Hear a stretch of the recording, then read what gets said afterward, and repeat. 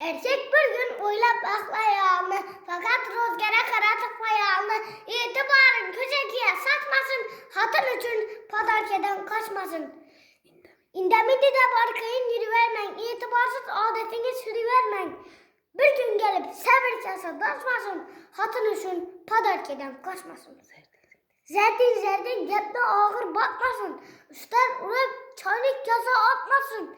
Rengin bızıp ters aylanıp yapmasın, şunun için erkek padarkeden kaçmasın. Takıra gülünden ayal köyüne doğmaz. Sen raskuttan hey hiç kim ölmegey. Müzik degen adımız bulaşmasın. Hatın için padarkeden kaçmasın. İtiraktan hareketini başlaştırıp, bir gün elde soğuk alanı taklaştırıp, bayram günü hatın ağzını açmasın, yiğit kişi padarkeden kaçmasın.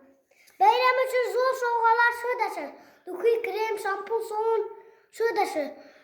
Şahtıkansı, ebrisle de adaşmasın, yiğit kişi 8. Mart'ta padarkeden kaçmasın.